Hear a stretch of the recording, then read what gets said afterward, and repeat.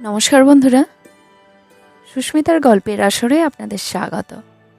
আশা করি আপনারা সকলেই ভালো আছেন। আমি আজকে পড়ে শোনাচ্ছি বিশ্বকবি রবীন্দ্রনাথ ঠাকুরের লেখা একটি ছোট গল্প, ক্ষুধিত পাষাণ। বন্ধুরা, গল্পটা যদি ভালো লাগে প্লিজ প্লিজ প্লিজ চ্যানেলটাকে সাবস্ক্রাইব করে দেবেন। গল্পটা ভালো লাগলে একটা লাইক অবশ্যই করতে ভুলবেন না। সাবস্ক্রাইব এবং লাইকের জন্য আপনাদের অসংখ্য ধন্যবাদ। তো চলুন শুরু করি আজকের গল্প, ক্ষুধিত পাষাণ, লেখক রবীন্দ্রনাথ ঠাকুর। আমি এবং আমার আত্মীয় পুজোর ছুটিতে দেশ ভ্রমণ সেরে কলকাতায় ফিরে আসছিলাম। এমন সময় রেলগাড়িতে বাবুটির সঙ্গে দেখা হয়। তার বেশভূষা দেখে প্রথমটায় তাকে পশ্চিম দেশীয় মুসলমান বলে ভ্রম হয়েছিল, কিন্তু তার কথাবার্তা শুনে আরও ধাঁধা লেগে গেল।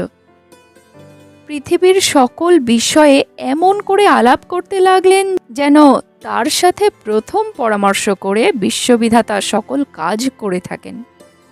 বিশ্ব সংসারের ভিতরে ভিতরে যে এমন সকল অশ্রুতপূর্ব নিগূঢ় ঘটনা ঘটছিল, রাশিয়ানরা যে এতদূর অগ্রসর হয়েছে, ইংরেজদের যে এমন সকল গোপন মতলব আছে, দেশীয় রাজাদের মধ্যে যে একটা খিচুড়ি পেকে উঠেছে, এ সমস্ত কিছুই না জেনে আমরা সম্পূর্ণ নিশ্চিন্ত হয়েছিলাম। আমাদের নবপরিচিত আলাপিটি ঈষৎ হেসে বললেন, "There are more things in heaven and earth, Horatio, than are reported in your newspapers." আমরা এই প্রথম ঘর ছেড়ে বাইরে বেরিয়েছি, সুতরাং লোকটির রকম সকম দেখে অবাক হয়ে গেলাম। লোকটা সামান্য উপলক্ষে কখনো বিজ্ঞান বলে, কখনো বেদের ব্যাখ্যা করে, আবার কখনো পার্সি বয়েত আওড়াতে থাকে। বিজ্ঞান, বেদ এবং পার্সি ভাষায় আমাদের কোনো রকম অধিকার না থাকাতে তার প্রতি আমাদের ভক্তি উত্তরোত্তর বাড়তে লাগলো। এমনকি আমার থিওসফিস্ট আত্মীয়টির মনে দৃঢ় বিশ্বাস হলো যে আমাদের এই সহযাত্রীটির সাথে কোনো না কোনো রকমের অলৌকিক ব্যাপারের কিছু একটা যোগ আছে, কোনো একটা অপূর্ব ম্যাগনেটিজম অথবা দৈবশক্তি অথবা সূক্ষ্ম শরীর অথবা ওই ভাবের কিছু একটা। তিনি এই অসামান্য লোকের সমস্ত সামান্য কথাও ভক্তি বিহ্বল মুগ্ধভাবে শুনছিলেন এবং গোপনে নোট করে নিচ্ছিলেন। আমার ভাবে বোধ হলো অসামান্য ব্যক্তিটিও গোপনে তা বুঝতে পেরেছিলেন এবং কিছু খুশিও হয়েছিলেন। গাড়িটি এসে জংশন স্টেশনে থামলে আমরা দ্বিতীয় গাড়ির অপেক্ষায় ওয়েটিং রুমে সমবেত হলাম। তখন রাত্রি 10:30। পথের মধ্যে কি একটা ব্যাঘাত হওয়াতে গাড়ি অনেক বিলম্বে আসবে শুনলাম। আমি ইতিমধ্যে টেবিলের উপর বিছানা পেতে ঘুমাবো স্থির করেছি। এমন সময় সেই অসামান্য ব্যক্তিটি নিম্নলিখিত গল্প ফেলে বসলেন। সে রাত্রে আমার আর ঘুম হলো না। গল্পটা এরকম যে রাজ্য চালনা সম্বন্ধে দুই একটা বিষয়ে মতান্তর হওয়াতে আমি জুনাগড়ের কর্ম ছেড়ে দিয়ে হায়দ্রাবাদে যখন নিজাম সরকারে প্রবেশ করলাম, তখন আমাকে অল্প বয়স্ক ও মজবুত লোক দেখে প্রথমে বিরিচে তুলার মাসুল আদায় নিযুক্ত করে দিল। বিরিচ জায়গাটি বড় রমণীয়। নির্জন পাহাড়ের নিচে বড় বড় বনের ভিতর দিয়ে সুস্তা নদীটি, সংস্কৃত স্বচ্ছ তোয়ার অপভ্রংশ। উপল মুখরিত পথে নিপুণা নর্তকীর মতো পদে পদে বেঁকে বেঁকে দ্রুত নৃত্য করে চলেছে। ঠিক সেই নদীর ধারেই পাথর বাঁধানো 150 সোপানময় অত্যুচ্চ ঘাটের উপরে একটি শ্বেত প্রস্তরের প্রাসাদ শৈল পদমূলে একাকী দাঁড়িয়ে আছে। নিকটে কোথাও লোকালয় নেই। বিরিচের তুলার হাট এবং গ্রাম এখান থেকে অনেক দূর। প্রায় 250 বৎসর পূর্বে দ্বিতীয় শাহ মাহমুদ ভোগবিলাসের জন্য এই প্রাসাদটি নির্জন স্থানে নির্মাণ করেছিলেন। তখন থেকে স্নানশালার ফোয়ারার মুখ থেকে গোলাপগন্ধি জলধারা উৎক্ষিপ্ত হতে থাকত এবং সেই শিকড় শীতল নিভৃত গৃহের মধ্যে মর্মরখচিত স্নিগ্ধ শিলাসনে বসে কোমল নগ্ন পদপল্লব জলাশয়ের নির্মল জলরাশির মধ্যে প্রসারিত করে তরুণী পারসিক রমণীগণ স্নানের পূর্বে কেশ মুক্ত করে দিয়ে সে তার কোলে দ্রাক্ষাবনের গজল গান করত। এখন আর সে ফোয়ারা খোলে না, সে গানও নাই, সাদা পাথরের উপর শুভ্র চরণের সুন্দর আঘাত পড়ে না। এখন এই আমাদের মতো নির্জন বাসপীড়িত সঙ্গিনীহীন মাসুল কালেক্টরের অতি বৃহৎ এবং অতি শূন্য বাসস্থান। কিন্তু আপিসের বৃদ্ধ কেরানি করিম খাঁ আমাকে এই প্রাসাদে বাস করতে বারবার নিষেধ করেছিলেন। বলেছিলেন, ইচ্ছে হয় দিনের বেলা থাকবেন, কিন্তু কখনো এখানে রাত্রি যাপন করবেন না। আমি হেসে উড়িয়ে দিলাম। ভৃত্যরা বলল, সন্ধ্যা পর্যন্ত কাজ করবে, কিন্তু রাত্রে এখানে তারা থাকবে না। আমি বললাম, তথাস্তু। এ বাড়ির এমন বদনাম ছিল যে রাত্রে চোর পর্যন্ত আসতে সাহস করত না। প্রথম প্রথম এসে এই পরিত্যক্ত প্রাসাদের বিজনতা আমার বুকের উপর যেন একটা ভয়ঙ্কর ভারের মতো চেপে থাকত। আমি যতটা পারতাম বাইরে থাকতাম, অবিশ্রাম কাজকর্ম করে রাত্রে ঘরে ফিরে শ্রান্ত দেহে নিদ্রা দিতাম। কিন্তু সপ্তাহখানেক যেতে না যেতেই বাড়িটার এক অপূর্ব নেশা আমাকে ক্রমশ আক্রমণ করে ধরতে লাগলো। আমার সে অবস্থা বর্ণনা করাও কঠিন এবং সে কথা লোককে বিশ্বাস করানোও শক্ত। সমস্ত বাড়িটা একটা সজীব পদার্থের মতো আমাকে তার জঠরস্থ মোহরসে অল্পে অল্পে যেন গ্রাস করতে লাগলো। বোধহয় এ বাড়িতে পদার্পণ মাত্রেই এ প্রক্রিয়া আরম্ভ হয়ে গিয়েছিল, কিন্তু আমি যেদিন সচেতনভাবে এর প্রথম সূত্রপাত অনুভব করি সেদিনকার কথা আমার স্পষ্ট মনে আছে। তখন গ্রীষ্মকালের আরম্ভে বাজার নরম, আমার হাতে কোনো কাজ ছিল না। সূর্যাস্তের কিছু পূর্বে আমি সেই নদীর তীরে ঘাটের নিম্নতলে একটা আরাম কেদারা নিয়ে বসে আছি। তখন সুস্তা নদী শীর্ণ হয়ে এসেছে, ওপারে অনেকখানি বালুতট অপরাহ্নের আভায় রঙিন হয়ে উঠেছে। এপারে ঘাটের সোপানমূলের স্বচ্ছ অগভীর জলের তলে নুড়িগুলো ঝিকঝিক করছে। সেদিন কোথাও বাতাস ছিল না। কাছের পাহাড়ে বনতুলসী, পুদিনা, মৌরির জঙ্গল থেকে একটা ঘন সুগন্ধি উঠে স্থির আকাশকে ভারাক্রান্ত করে রেখেছিল। সূর্য যখন গিরিশিখরের অন্তরালে অবতীর্ণ হল, তৎক্ষণাৎ দিবসের নাট্যশালায় একটা দীর্ঘ ছায়া জবনিকা পড়ে গেল। এখানে পর্বতের ব্যবধান থাকাতে সূর্যাস্তের সময় আলো আধারের সম্মিলন অধিকক্ষণ স্থায়ী হয় না। ঘোড়ায় চড়ে একবার ছুটে বেরিয়ে আসবো মনে করে উঠি উঠি করছি, এমন সময় সিঁড়িতে পদধ্বনি শুনতে পেলাম। পিছন ফিরে দেখলাম কেউ নেই। ইন্দ্রিয়ের ভ্রম মনে করে পুনরায় ফিরে বসতেই একেবারে অনেকগুলি পদশব্দ শোনা গেল, যেন অনেকে মিলে ছোটাছুটি করে নেমে আসছে। ঈষৎ ভয়ের সঙ্গে এক অপরূপ পুলক মিশ্রিত হয়ে আমার সর্বাঙ্গ পরিপূর্ণ করে তুলল। যদিও আমার সম্মুখে কোনো মূর্তি ছিল না, তথাপি স্পষ্ট প্রত্যক্ষবৎ মনে হলো যে এই গ্রীষ্মের সায়াহ্নে একদল প্রমোদ চঞ্চল নারী সুস্তার জলের মধ্যে স্নান করতে নেমেছে। যদিও সেই সন্ধ্যাকালে নিস্তব্ধ গিরিতটে, নদী তীরে, নির্জন প্রাসাদে কোথাও কিছুমাত্র শব্দ ছিল না, তথাপি আমি যেন স্পষ্ট শুনতে পেলাম নির্ঝরের শতধারার মতো সকৌতুক কলহাস্যের সাথে পরস্পরের দ্রুত অনুধাবন করে আমার ঠিক পাশ দিয়ে স্নানার্থীরা চলে গেল। আমাকে যেন লক্ষ্যই করল না। তারা যেমন আমার নিকট অদৃশ্য, আমিও যেন সেইরূপ তাদের কাছে অদৃশ্য। নদী পূর্ববৎ স্থির ছিল, কিন্তু আমার নিকট স্পষ্ট বোধ হলো স্বচ্ছতোয়ার অগভীর স্রোত অনেকগুলি বলয় সিঞ্জিত বাহু বিক্ষেপে বিক্ষুব্ধ হয়ে উঠেছে। হেসে হেসে সখীগণ পরস্পরের গায়ে জল ছুঁড়ে মারছে এবং সন্তরণকারিণীদের পদাঘাতে জলবিন্দু রাশি মুক্তা মুষ্টির মতো আকাশে ছড়িয়ে পড়ছে। আমার বুকের মধ্যে এক প্রকার কম্পন হতে লাগলো। সে উত্তেজনা কি ভয়ের, কি আনন্দের, কি কৌতূহলের, ঠিক বলতে পারি না। বড় ইচ্ছে হতে লাগলো ভালো করে দেখি, কিন্তু সামনে দেখবার কিছু ছিল না। মনে হলো ভালো করে কান পাতলেই ওদের সমস্ত কথা স্পষ্টই শোনা যাবে। কিন্তু একান্ত মনে কান পেতে কেবল অরণ্যের ঝিল্লির রব শোনা যায়। মনে হলো 250 বছরের কৃষ্ণবর্ণ যবনিকা ঠিক আমার সামনে দুলছে। ভয়ে ভয়ে একটি ধার তুলে ভেতরে দৃকপাত করি। সেখানে বৃহৎ সভা বসেছে, কিন্তু গাঢ় অন্ধকারে কিছুই দেখা যায় না। হঠাৎ গুমট ভেঙে হু হু করে একটা বাতাস দিল। সুস্তার স্থির জলতল দেখতে দেখতে অপসরের কেশ দামের মতো কুঞ্চিত হয়ে উঠল এবং সন্ধ্যা ছায়াচ্ছন্ন সমস্ত বনভূমি এক মুহূর্তে একসঙ্গে মর্মরধ্বনি করে যেন দুঃস্বপ্ন হয়ে জেগে উঠল। স্বপ্নই বলো আর সত্যই বলো, 250 বছরের অতীত ক্ষেত্র থেকে প্রতিফলিত হয়ে আমার সামনে যেন এক অদৃশ্য মরীচিকা অবতীর্ণ হয়েছিল, তা চকিতের মধ্যে অন্তর্নিহিত হলো। যে মায়াময়ীরা আমার গায়ের উপর দিয়ে দেহহীন দ্রুত পদে শব্দহীন উচ্চ কলহাস্যে ছুটে সুস্তার জলের উপর ঝাঁপ দিয়ে পড়েছিল, তারা সিক্ত অঞ্চল থেকে জল নিষ্কর্ষণ করতে করতে আমার পাশ দিয়ে উঠে গেল না। বাতাসে যেমন করে গন্ধ উড়িয়ে নিয়ে যায়, বসন্তের এক নিঃশ্বাসে তারা তেমনি করে উড়ে চলে গেল। তখন আমার বড় আশঙ্কা হলো যে হঠাৎ বুঝি নির্জন পেয়ে কবিতা দেবী আমার কাঁধে এসে ভর করলেন।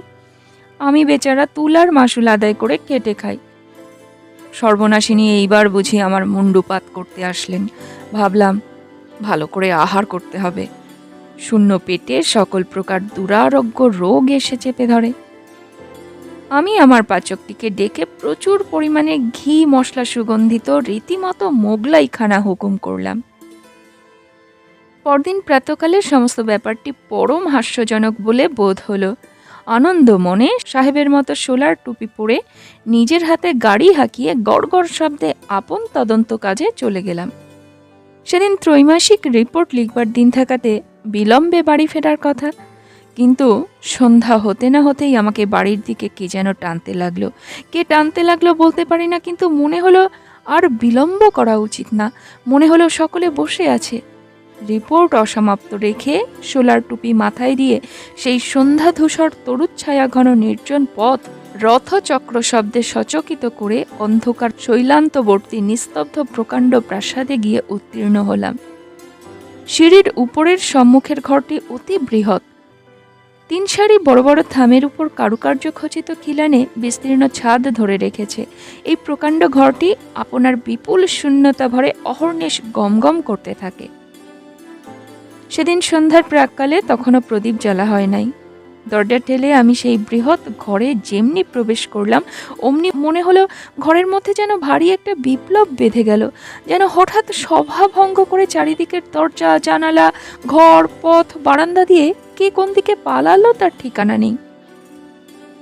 আমি কোথাও কিছু দেখতে না পেয়ে অবাক হয়ে দাঁড়িয়ে রইলাম। শরীর এক প্রকার আবেশে রোমাঞ্চিত হয়ে উঠল, যেন বহু দিবসের লুপ্তাবশিষ্ট মাথা ঘষা ও আতরের গন্ধ আমার নাকের মধ্যে প্রবেশ করতে লাগলো। আমি সেই দেবহীন জনহীন প্রকাণ্ড ঘরের প্রস্তর স্তম্ভ শ্রেণীর মাঝখানে দাঁড়িয়ে শুনতে পেলাম ঝরঝর শব্দে ফোয়ারার জল সাদা পাথরের উপর এসে পড়ছে। সে তারে কি সুর বাজছে বুঝতে পারছি না। কোথাও বা স্বর্ণভূষণের সিঞ্জিত, কোথাও বা নূপুরের নিক্কণ, কোথাও বা বৃহৎ তাম্রঘণ্টার প্রহর বাজবার শব্দ। অতি দূরে নহবতের আলাপ, বাতাসে দোদুল্যমান ঝাড়ের স্ফটিক দোলকগুলির ঠুনঠুন ধ্বনি, বারান্দা থেকে খাঁচার বুলবুলের গান, বাগান থেকে পোষা সারসের ডাক আমার চতুর্দিকে একটা প্রেত লোকের রাগিনী সৃষ্টি করতে লাগলো। আমার এমন একটা মোহ উপস্থিত হলো, মনে হলো এই অস্পৃশ্য অগম্য অবাস্তব ব্যাপারই জগতে একমাত্র সত্য, আর সমস্তই মিথ্যা মরীচিকা। আমি অর্থাৎ আমি যে শ্রীযুক্ত অমুকের জ্যেষ্ঠ পুত্র, তুলার মাসুল সংগ্রহ করে 450 টাকা বেতন পাই, আমি যে সোলার টুপি এবং খাটো কর্তা পরে টমটম হাঁকিয়ে অফিস করতে যাই, এর সমস্তই আমার কাছে এমন এক অদ্ভুত হাস্যকর অমূলক মিথ্যা কথা বলে বোধ হলো যে আমি সেই বিশাল নিস্তব্ধ অন্ধকার ঘরের মাঝখানে দাঁড়িয়ে হা হা করে হেসে উঠলাম। তখনই আমার মুসলমান ভৃত্য প্রজ্বলিত কেরোসিন ল্যাম্প হাতে করে ঘরের মধ্যে প্রবেশ করলো। সে আমাকে পাগল মনে করলো কিনা জানি না, কিন্তু তৎক্ষণাৎ আমার স্মরণ হলো যে আমি অমুক চন্দ্রের জ্যেষ্ঠ পুত্র শ্রীযুক্ত অমুক নাথ বটে। এটাও মনে করলাম যে জগতের ভিতরে অথবা বাইরে কোথাও অমূর্ত ফোয়ারা নিত্যকাল উৎসারিত ও অদৃশ্য আঙুলের আঘাতে কোনো মায়া সেতারের অনন্ত রাগিনী ধ্বনিত হচ্ছে কিনা তা আমাদের মহাকবি ও কবিবরেরাই বলতে পারেন। কিন্তু একথা নিশ্চয়ই সত্য যে আমি ব্রিজের হাটে তুলার মাসুল আদায় করে মাসে 450 টাকা বেতন নিয়ে থাকি। তখন আবার আমার পূর্বক্ষণের অদ্ভুত মোহ স্মরণ করে কেরোসিন প্রদীপ্ত ক্যাম্প টেবিলের কাছে খবরের কাগজ নিয়ে সকৌতুকে হাসতে লাগলাম। খবরের কাগজ পড়ে এবং মোগলাইখানা খেয়ে একটি ক্ষুদ্র ঘরে প্রদীপ নিভিয়ে দিয়ে বিছানায় গিয়ে শয়ন করলাম। আমার সম্মুখবর্তী জানালার ভিতর দিয়ে অন্ধকার বনবেষ্টিত অরালি পর্বতের ঊর্ধ্বদেশে একটি অত্যুজ্জ্বল নক্ষত্র সহস্র কোটি যোজন দূর আকাশ থেকে সেই অতি তুচ্ছ ক্যাম্প খাটের উপর শ্রীযুক্ত মাসুল কালেক্টরকে এক দৃষ্টে নিরীক্ষণ করে দেখছিল। এতে আমি বিস্ময় ও কৌতুক অনুভব করতে করতে কখন যে ঘুমিয়ে পড়েছিলাম বলতে পারিনি। কতক্ষণ ঘুমিয়েছিলাম তাও জানি না। সহসা এক সময় শিহরিত হয়ে জেগে উঠলাম। ঘরে যে কোনো শব্দ হয়েছিল তা নয়, কোনো যে লোক প্রবেশ করেছিল তাও দেখতে পেলাম না। অন্ধকার পর্বতের উপর থেকে অনিমেষ নক্ষত্রটি তখন অস্তমিত হয়ে গিয়েছে এবং কৃষ্ণপক্ষের ক্ষীণ চন্দ্রালোক অনধিকার সংকুচিত ম্লানভাবে আমার বাতায়ন পথে প্রবেশ করছে। কোনো লোককেই দেখলাম না, তবু যেন আমার স্পষ্ট মনে হলো কে যেন আমাকে আস্তে আস্তে ঠেলছে। আমি জেগে উঠতেই সে কোনো কথা না বলে কেবল তার 5 আঙুলের ইঙ্গিতে অতি সাবধানে তাকে অনুসরণ করতে আদেশ করল। আমি অত্যন্ত চুপি চুপি উঠলাম। যদিও সেই শত প্রকোষ্ঠময় প্রকাণ্ড শূন্যতাময় নিদ্রিত ধ্বনি এবং সজাগ প্রতিধ্বনিময় বৃহৎ প্রাসাদে আমি ছাড়া আর দ্বিতীয় জনপ্রাণী ছিল না। তথাপি প্রতি পদে পদে ভয় হতে লাগলো, পাছে কেউ জেগে ওঠে। প্রাসাদের অধিকাংশ ঘর রুদ্ধ থাকত এবং সে সকল ঘরে আমি কখনো যাইনি। সে রাত্রে নিঃশব্দ পদবিক্ষেপে সংযত নিঃশ্বাসে সেই অদৃশ্য আহ্বান রূপিণীর অনুসরণ করে আমি যে কোথা দিয়ে যাচ্ছিলাম আজ তা সব স্পষ্ট করে বলতে পারি না। কত সংকীর্ণ অন্ধকার পথ, কত দীর্ঘ বারান্দা, কত গম্ভীর নিস্তব্ধ সুবৃহৎ সভাঘর, কত রুদ্ধ বায়ু ক্ষুদ্র গোপন কক্ষ পার হয়ে যেতে লাগলাম তার ঠিকানা নেই। আমার অদৃশ্য দূতিটিকে যদিও চোখে দেখতে পাইনি, তথাপি তার মূর্তি আমার মনের অগোচর ছিল না। আরও রমণী ঝোলা আস্তিনের ভিতর দিয়ে শ্বেত প্রস্তর রচিত বৎ কঠিন নিটল হাত দেখা যাচ্ছে। টুপির প্রান্ত থেকে মুখের উপরে একটি সূক্ষ্ম বসনের আবরণ পড়েছে। কটিবন্ধে একটি বাঁকা ছুরি বাঁধা। আমার মনে হলো আরব্য উপন্যাসের একাধিক সহস্র রজনীর একটি রজনী আজ উপন্যাস লোক থেকে উড়ে এসেছে। আমি যেন অন্ধকার নিশীতে সুপ্তিমগ্ন বাগদাদের নির্বাপিত দ্বীপ সংকীর্ণ পথে কোনো এক সংকট সংকুল অভিসারে যাত্রা করেছি। অবশেষে আমার দূতি একটি ঘন নীল পর্দার সামনে সহসা থমকে দাঁড়িয়ে যেন নিচের দিকে আঙুল নির্দেশ করে কি দেখালো। নিচে কিছুই ছিল না, কিন্তু সভয়ে আমার বুকের রক্ত স্তম্ভিত হয়ে গেল। আমি অনুভব করলাম সেই পর্দার সামনে ভূমিতলে কিংখাবের সাজ পরা একটি ভীষণ কাফ্রি খোঁজা কোলের উপর খোলা তলোয়ার নিয়ে 2 পা ছড়িয়ে দিয়ে বসে বসে ঢুলছে। দূতি লঘু গতিতে তার 2 পা ডিঙিয়ে পর্দার এক প্রান্তদেশ তুলে ধরল। ভিতর থেকে একটি পারস্য গালিচা পাতা ঘরের কিছু অংশ দেখা গেল। তক্তের উপরে কে যেন বসে আছে দেখা গেল না, কেবল জাফরান রঙের স্ফীত পায়জামার নিম্নভাগে জরির চটি পরা 2খানি সুন্দর চরণ গোলাপি মখমল আসনের উপর অলসভাবে স্থাপিত রয়েছে দেখতে পেলাম। মেজের এক পাশে নীলাভ স্ফটিক পাত্রে কতগুলি আপেল, নাশপাতি, নারাঙ্গি এবং প্রচুর আঙুরের গুচ্ছ সজ্জিত রয়েছে এবং তার পাশে 2টি ছোট পেয়ালা ও একটি স্বর্ণাভ মদিরার কাঁচ পাত্র অতিথির জন্য অপেক্ষা করে আছে। ঘরের ভিতর থেকে একটা অপূর্ব ধূপের এক প্রকার মাদক সুগন্ধি ধোঁয়া এসে আমাকে বিহ্বল করে দিল। আমি কম্পিত বক্ষে সেই খোঁজার প্রসারিত পদদ্বয় যেমনি লঙ্ঘন করতে গেলাম অমনি সে চমকে উঠল। তার কোলের উপর থেকে তলোয়ার পাথরের মেঝেই শব্দ করে পড়ে গেল। সহসা একটা বিকট চিৎকার শুনে চমকে দেখলাম আমার সেই ক্যাম্প খাটের উপরে ঘর্মাক্ত কলেবরে বসে আছি। ভোরের আলোয় কৃষ্ণপক্ষের খণ্ড চাঁদ জাগরণ ক্লিষ্ট রোগীর মতো পাণ্ডুবর্ণ হয়ে গিয়েছে এবং আমাদের পাগলা মেহের আলী তার প্রাত্যহিক প্রথা অনুসারে প্রত্যুষের জনশূন্য পথে তফাত যাও তফাত যাও করে চিৎকার করতে করতে চলেছে।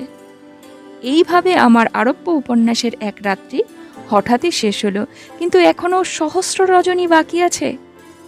আমার দিনের সাথে রাত্রির একটা ভারী বিরোধ বেঁধে গেল। দিনের বেলা শ্রান্ত দেহে কাজ করতে যেতাম এবং শূন্য স্বপ্নময়ী মায়াবিনী রাত্রিকে অভিসম্পাত করতে থাকতাম। আবার সন্ধ্যার পরে আমার দিনের বেলাকার কর্মবিদ্ধ অস্তিত্বকে অত্যন্ত তুচ্ছ, মিথ্যা এবং হাস্যকর বলে বোধ হতো। সন্ধ্যার পর আমি একটা নেশার জালের মধ্যে বিহ্বলভাবে জড়িয়ে পড়তাম।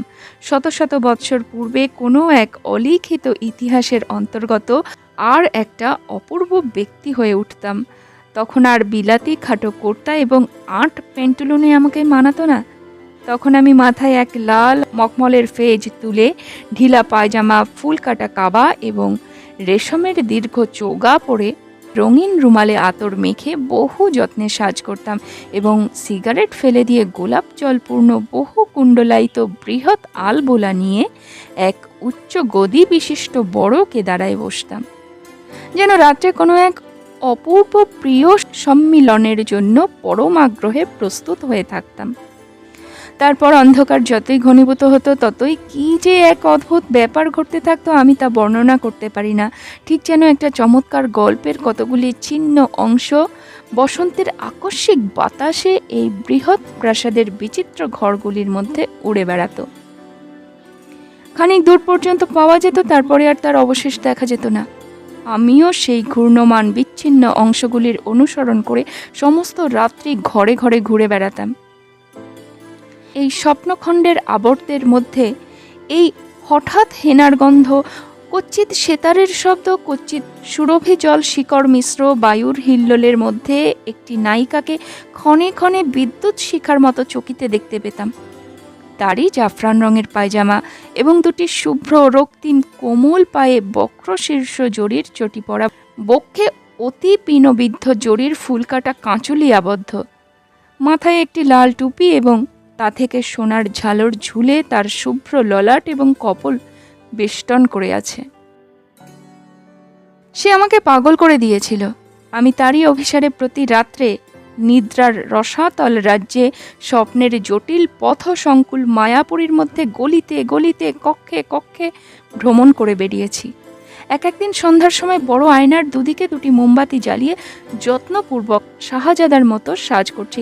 এমন সময় হঠাৎ দেখতে পেতাম আয়নায় আমার প্রতিবিম্বের পাশে ক্ষণিকের জন্য সেই তরুণী ইরানির ছায়া এসে পড়ল। পলকের মধ্যে ঘাড় বাঁকিয়ে তার ঘন কৃষ্ণ বিপুল চক্ষু তারকায় সুগভীর আবেগ তীব্র বেদনাপূর্ণ আগ্রহ কটাক্ষপাত করে তার সরস সুন্দর বিম্বাধরে একটি অস্ফুট ভাষার আভাস মাত্র দিয়ে লঘু ললিত নৃত্যে আপন যৌবন পুষ্পিত দেহলতাটিকে দ্রুত বেগে ঊর্ধ্বাভিমুখে আবর্তিত করে মুহূর্তকালের মধ্যে বেদনা বাসনা ও বিভ্রমের হাস্য কটাক্ষ ভূষণ জ্যোতির স্ফুলিঙ্গ বৃষ্টি করে দিয়েই দর্পণে মিলিয়ে গেল। গিরি কাননের মধ্যে সমস্ত সুগন্ধ লুণ্ঠন করে একটা উত্তম বায়ুর উচ্ছ্বাস এসে আমার দুটি বাতি নিভিয়ে দিত। আমি সাজসজ্জা ছেড়ে দিয়ে বেশ গৃহের প্রান্তবর্তী শয্যাতলে পুলকিত দেহে মুদ্রিত নেত্রে শয়ন করে থাকতাম।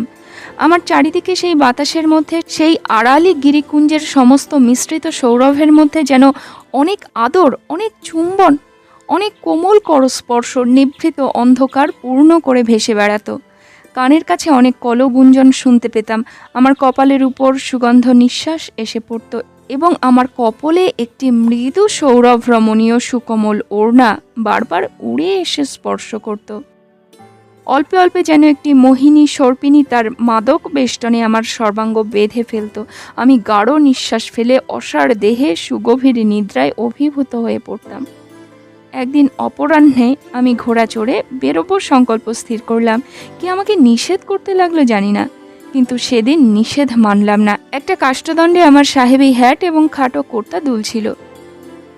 পেরে নিয়ে পড়বার উপক্রম করছি, এমন সময় সুস্তা নদীর বালি এবং অরালি পর্বতের শুষ্ক পল্লবরাশির ধ্বজা তুলে হঠাৎ একটা প্রবল ঘূর্ণ বাতাস আমার সেই কুর্তা এবং টুপি ঘোরাতে ঘোরাতে নিয়ে চলল এবং একটা অত্যন্ত সুমিষ্ট কলহাস্য সেই হাওয়ার সঙ্গে ঘুরতে ঘুরতে কৌতুকের সমস্ত পর্দায় আঘাত করতে করতে উচ্চ থেকে উচ্চতর সপ্তকে উঠে সূর্যাস্ত লোকের কাছে গিয়ে মিলিয়ে গেল। সেদিন আর ঘোড়ায় চড়া হলো না এবং তার পরদিন থেকে সেই কৌতুকাবহ খাটো কোর্তা এবং সাহেবি হ্যাট পরা একেবারেই ছেড়ে দিয়েছি। আবার সেদিন অর্ধরাত্রে বিছানার মধ্যে উঠে বসে শুনতে পেলাম কে যেন গুমড়ে গুমড়ে বুক ফেটে ফেটে কাঁদছে, যেন আমার খাটের নিচে মেঝের নিচে এই বৃহৎ প্রাসাদের পাষাণ ভিত্তির তলবর্তী একটি আর্দ্র অন্ধকার গোড়ের ভিতর থেকে কেঁদে কেঁদে বলছে, তুমি আমাকে উদ্ধার করে নিয়ে যাও। কঠিন মায়া, গভীর নিদ্রা, নিষ্ফল স্বপ্নের সমস্ত দ্বার ভেঙে ফেলে তুমি আমাকে ঘোড়ায় তুলে তোমার বুকের কাছে চেপে ধরে বনের ভিতর দিয়ে, পাহাড়ের উপর দিয়ে, নদীর পাড় দিয়ে তোমাদের সূর্যালোকিত ঘরের মধ্যে আমাকে নিয়ে যাও, আমাকে উদ্ধার করো। আমি কে? আমি কেমন করে উদ্ধার করব? আমি এই ঘূর্ণমান পরিবর্তমান স্বপ্ন প্রবাহের মধ্যে থেকে কোন মজ্জমানা কামনা সুন্দরীকে তীরে টেনে তুলব? তুমি কবে ছিলে, কোথায় ছিলে হে দিব্যরূপিণী? তুমি কোন শীতল উৎসের তীরে খেজুর বনের ছায়ায় কোন গৃহহীনা মরুবাসিনীর কোলে জন্মগ্রহণ করেছিলে? তোমাকে কোন বেদুইন দস্যু বনলতা থেকে পুষ্পকোরকের মতো মাতৃক্রোড় থেকে ছিন্ন করে বিদ্যুৎগামী অশ্বের উপর চড়িয়ে জ্বলন্ত বালুকারাশি পার করে কোন রাজপুরীর দাসী হাটে বিক্রির জন্য নিয়ে গিয়েছিল? সেখানে কোন বাদশাহের ভৃত্য তোমার নববিকশিত সলাজ্যকাতর যৌবন শোভা নিরীক্ষণ করে স্বর্ণমুদ্রা গুণে দিয়ে সমুদ্র পার হয়ে তোমাকে নিয়ে তোমাকে সোনার শিবিকায় বসিয়ে প্রভু গৃহের অন্তঃপুরে উপহার দিয়েছিল? সেখানে কি সেই ইতিহাস, সেই সারঙ্গীর সঙ্গীত, নূপুরের নিক্কণ এবং সিরাজের সুবর্ণ মদিরার মধ্যে ছুরির ঝলক, বিষের জ্বালা, কটাক্ষের আঘাত? কি অসীম ঐশ্বর্য, কি অনন্ত কারাগার! দুই দিকে দুই দাসীর বলয়ের হীরকে বিজুলি খেলিয়ে বিদ্যুৎ চমকিয়ে চামড় দোলাচ্ছে। শেহেনশাহ বাদশাহ শুভ্র চরণের তলে মণিমুক্ত খচিত পাদুকার কাছে লুটাচ্ছে। বাইরের দরজার কাছে জমের মতো হাবশি দেবদূতের মতো সাজ করে খোলা তলোয়ার হাতে দাঁড়িয়ে আছে। তারপরে সেই রক্ত কলুষিত ঈর্ষা ফেনিল ষড়যন্ত্র সংকুল ভীষণ উজ্জ্বল ঐশ্বর্য প্রবাহে ভাসমান হয়ে তুমি মরুভূমির পুষ্পমঞ্জরীর কোন নিষ্ঠুর মৃত্যুর মধ্যে অবতীর্ণ অথবা নিষ্ঠুরতর মহিমাতটে উৎক্ষিপ্ত হয়েছিলে। এমন সময় হঠাৎ সেই পাগলা মেহের আলী চিৎকার করে উঠল, তফাত যাও, তফাত যাও, সব ঝুট হ্যায়, সব ঝুট হ্যায়। চেয়ে দেখলাম সকাল হয়েছে। চাপরাশি ডাকের চিঠিপত্র নিয়ে আমার হাতে দিল এবং পাচক এসে আমায় সালাম করে জিজ্ঞাসা করল, আজ কি খাবার প্রস্তুত হবে? আমি বললাম, না, এ বাড়িতে আর থাকা হয় না। সেদিনই আমার জিনিসপত্র তুলে অফিস ঘরে গিয়ে উঠলাম। অফিসের বৃদ্ধ কেরানি করিম খাঁ আমাকে দেখে ঈষৎ হাসলেন। আমি তার হাসিতে বিরক্ত হয়ে কোনো উত্তর না করে কাজ করতে লাগলাম। যত বিকেল হয়ে আসতে লাগলো ততই অন্যমনস্ক হতে লাগলাম। মনে হতে লাগলো এখনই যেন কোথাও যাবার আছে। তুলার হিসাব পরীক্ষার কাজটা নিতান্ত অনাবশ্যক মনে হলো। নিজামের নিজামতা আমার কাছে বেশি কিছু বোধ হলো না। যা কিছু বর্তমান, যা কিছু আমার চারদিকে চলছে, ফিরছে, খাটছে, খাচ্ছে, সমস্তই আমার কাছে অত্যন্ত দীন, অর্থহীন, অকিঞ্চিতকর বলে বোধ হলো। আমি কলম ছুঁড়ে ফেলে দিয়ে বৃহৎ খাতা বন্ধ করে তৎক্ষণাৎ টমটম চড়ে বসলাম। দেখলাম টমটম ঠিক গোধূলি মুহূর্তে আপনি সেই পাষাণ প্রাসাদের দ্বারের কাছে গিয়ে থামল। দ্রুতপদে সিঁড়িগুলো উত্তীর্ণ হয়ে ঘরের মধ্যে প্রবেশ করলাম। আজ সমস্ত নিস্তব্ধ। অন্ধকার ঘরগুলি যেন রাগ করে মুখ ভার করে আছে। অনুতাপে আমার হৃদয় উদ্বেলিত হয়ে উঠতে লাগলো, কিন্তু কাকে জানাবো, কার কাছে মার্জনা চাইব খুঁজে পেলাম না। আমি শূন্য মনে অন্ধকার ঘরে ঘরে ঘুরে বেড়াতে লাগলাম। ইচ্ছে করতে লাগলো একখানা যন্ত্র হাতে নিয়ে কাউকে উদ্দেশ্য করে গান গাই, বলি, হে বহ্নি, যে পতঙ্গ তোমাকে ফেলে পালাবার চেষ্টা করেছিল সে আবার মরবার জন্য এসেছে, এবার তাকে মার্জনা করো, তার দুই পাখা দগ্ধ করে দাও, তাকে ভস্মসাৎ করে ফেলো। হঠাৎ উপর থেকে আমার কপালে দুফোঁটা অশ্রু জল পড়ল। সেদিন অরালি পর্বতের চূড়ায় ঘনঘোর মেঘ করে এসেছিল। অন্ধকার অরণ্য এবং সুস্তার মসীবর্ণ জল একটি ভীষণ প্রতীক্ষায় স্থির হয়েছিল। জল, স্থল, আকাশ সহসা শিহরিত হয়ে উঠল এবং অকস্মাৎ একটা বিদ্যুৎ দন্ত বিকশিত ঝড় শৃঙ্খল ছিন্ন উন্মাদের মতো পথহীন সুদূর বনের ভিতর দিয়ে আর্ত চিৎকার করতে করতে ছুটে আসলো। প্রাসাদের বড় বড় শূন্য ঘরগুলোর সমস্ত দ্বার আছড়িয়ে তীব্র বেদনায় হু হু করে কাঁদতে লাগলো। আজ ভৃত্যগণ সকলেই অফিস ঘরে ছিল। এখানে আলো জ্বালবার কেউ ছিল না। সেই মেঘাচ্ছন্ন অমাবস্যার রাত্রে গৃহের ভিতরকার নিকষ কৃষ্ণ অন্ধকারের মধ্যে আমি স্পষ্ট অনুভব করতে লাগলাম একজন রমণী পালঙ্কের তলদেশে গালিচার উপরে উপুর হয়ে পড়ে দুই দৃঢ়বদ্ধ মুষ্টিতে আপনার আলুলায়িত কেশজাল টেনে ছিঁড়ছে। তার গৌরবর্ণ ললাট ফেটে রক্ত পড়ছে। কখনো সে শুষ্ক তীব্র অট্টহাস্যে হা হা করে হাসছে, কখনো ফুলে ফুলে ফেটে ফেটে কাঁদছে। তার দুই হাত বক্ষের কাচুলি ছিঁড়ে ফেলে অনাবৃত বক্ষে আঘাত করছে। মুক্ত বাতায়ন দিয়ে বাতাস গর্জন করে আসছে এবং মুষলধারে বৃষ্টি এসে তার সর্বাঙ্গ অভিষিক্ত করে দিয়ে যাচ্ছে। সমস্ত রাত্রিও ঝড় থামে না, ক্রন্দনও থামে না। আমি নিষ্ফল পরিতাপে ঘরে ঘরে অন্ধকারের মধ্যে ঘুরে বেড়াতে লাগলাম। কেউ কোথাও নেই। কাকে সান্ত্বনা দেব? এই প্রচণ্ড অভিমান কার? এই অশান্ত আক্ষেপ কোথা থেকে উত্থিত হচ্ছে? পাগল হঠাৎ চিৎকার করে উঠল, তফাত যাও, তফাত যাও, সব ঝুট হ্যায়, সব ঝুট হ্যায়। দেখলাম ভোর হয়েছে এবং মেহের আলী এই ঘোর দুর্যোগের দিনেও যথা নিয়মে প্রাসাদ প্রদক্ষিণ করে তার অভ্যস্ত চিৎকার করছে। হঠাৎ আমার মনে হলো হয়তো ওই মেহের আলীও আমার মতো একসময় এই প্রাসাদে বাস করেছিল। এখন পাগল হয়ে বের হয়েও এই পাষাণ রাক্ষসের মোহে আকৃষ্ট হয়ে প্রত্যহ প্রত্যুষে প্রদক্ষিণ করতে আসে। আমি তখন সেই বৃষ্টিতে পাগলের কাছে ছুটে গিয়ে জিজ্ঞাসা করলাম, মেহের আলী, ক্যা ঝুঠে রে? সে আমার কথার কোনো উত্তর না করে আমাকে ঠেলে ফেলে দিয়ে অজগরের কবলের চতুর্দিকে ঘূর্ণমান মোহবিষ্ট পাখির ন্যায় চিৎকার করতে করতে বাড়ির চারদিকে ঘুরতে লাগলো।